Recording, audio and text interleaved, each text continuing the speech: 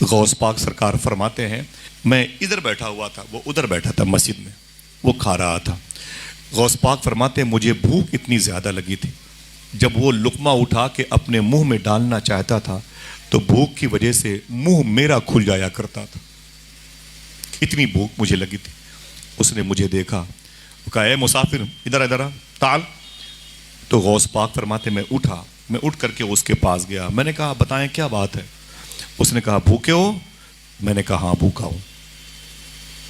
کہا کھا لو کھا لو کھا لو، یہ نہ میرا ہے نہ تیرا ہے، اسے کھا لو۔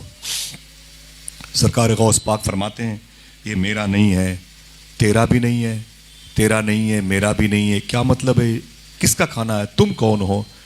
تو وہ کہتا ہے کہ اے مسافر میں بغداد کا نہیں ہوں، میں موصل کا نہیں ہوں، میں یہاں کا نہیں ہوں۔ بولے پھر تم کہاں کے ہو؟ بولے میں ایران کا رہنے والا ہوں۔ بولے ایران میں کہاں کے؟ غوث پاک فرماتے ایران میں کہاں کے ہو؟ مشہد کے ہو، تہران کے ہو، جام کے ہو، شیراز کے ہو، سمنان کے ہو، سنجر کے ہو، اصفہان کے، ایران میں کہاں کے رہنے والے ہو؟ دیکھنا کتنے لوگ سبحان اللہ کہتے ہیں۔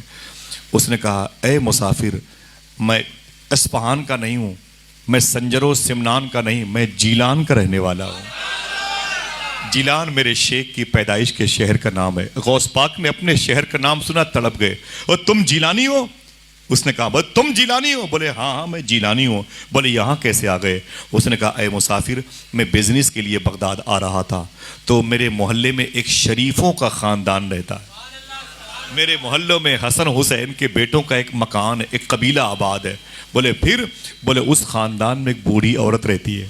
اللہ اللہ، اس خاندان میں ایک بوڑھی عورت رہتی ہے۔ اے مسافر سن، پورے جیلان والوں کی جب دعائیں کبھی قبول نہیں ہوتی ہیں تو اس بوڑھی عورت کے قدم کی مٹی اٹھا کے دعا کی جاتی، اللہ دعائیں قبول کر لیتا ہے۔ وہ عورت ہمارے محلے میں بوڑھی ہے لیکن بڑی تابندہ عورت ہے، بڑی مبارک عورت ہے، اس کے دوپٹے کے ایک دھاگے کے صدقے میں اللہ دعائیں قبول کرتا ہے۔ غوث پاک فرماتے ہیں اس کا نام کیا ہے؟ دیکھنا کتنے لوگ بولیں گے اس کا نام کیا ہے؟ وہ کہتا ہے اس کا نام مخدومہ فاطمہ ام الخیر ہے۔ آئے ہائے، یہی نام تو میرے غوث پاک کی امی کا تھا۔ اپنی ماں کا نام سنا تڑپ گئے غوث پاک، رونے لگے۔ فرماتے ہیں کہ پھر یہاں تم کیسے آئے؟ بولے جب میں بغداد شریف سے نکلا نا تو مجھے اسی بوڑھی خاتون نے بلایا، بولے میرے بیٹے تم کہاں جا رہے ہو؟ میں نے کہا بغداد بزنس کرنے کے لیے۔ بولے بغداد میں ایک مدرسہ ہے جسے نظامیہ کہتے ہیں، وہاں پر میرا بیٹا عبد القادر پڑھتا ہے، تم اپنا کام کرنا نا، تو کام کرنے کے بعد اس کے مدرسے میں چلے جانا۔ میرا بیٹا عبد القادر اسی مدرسے میں پڑھتا ہے، وہ مجھ سے بڑی محبت کرتا ہے اور میں اس سے بڑی محبت کرتی ہوں۔ وہ ہمیشہ کے لیے مجھ سے بچھڑ گیا لیکن ان دنوں اس کی یاد بہت آ رہی ہے، میرے بیٹے کی یاد بہت آ رہی ہے۔ ایسا لگتا ہے میرا بیٹا بھوکا ہے، میرا بیٹا پیاسا ہے۔ یہ بات حقیقت ہے کہ بچے اگر بھوکے پیاسے ہوتے ہیں تو ماں کو خبر ہو جاتی ہے، صحیح ہے کہ نہیں؟ لیکن اگر ماں بھوکی ہوتی ہے تو بچوں کو خبر نہیں ہوتی۔ بچے ہوٹلوں میں کھانا کھا کے گھر جاتے ہیں، ماں کے لیے سوکھی روٹی بھی نہیں ہوتی۔ بچے پیپسی اسپرائٹ تھمس اپ پی کے جاتے ہیں، ماں کے لیے بالٹی میں گرم پانی رکھا ہوتا ہے گرمی کے دنوں۔ بچے اپنی بیوی کے لیے علاج کے لیے ادھر بیدانتی سہارا شکنتلا پی جی آئی چلے جاتے ہیں اور اپنی ماں کے لیے 10 روپے کی 2 گولی کسی بنیے کی دکان سے خرید کے لا دیتے ہیں۔ یہ کیسا رشتہ ہے؟ کبھی آؤں گا تمہیں بتاؤں گا کہ ماں کسے کہتے ہیں۔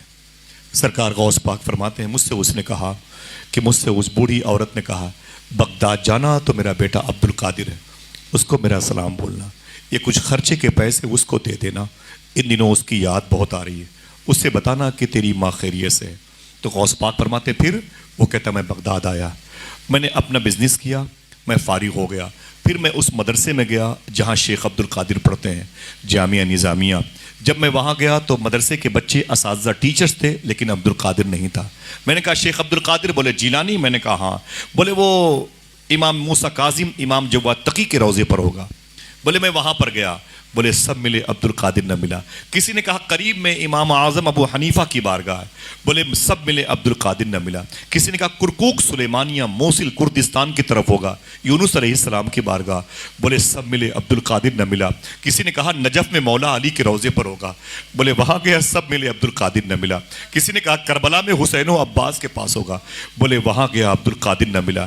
تو کسی نے کہا تھا عبد القادر مدائن کے جنگلوں میں گم ہو گیا، وہی گم ہو گیا، اس کی عقل معوف ہو گئی، معاذ اللہ اس کی عقل خراب ہو گئی، عبد القادر شاید انتقال کر گیا۔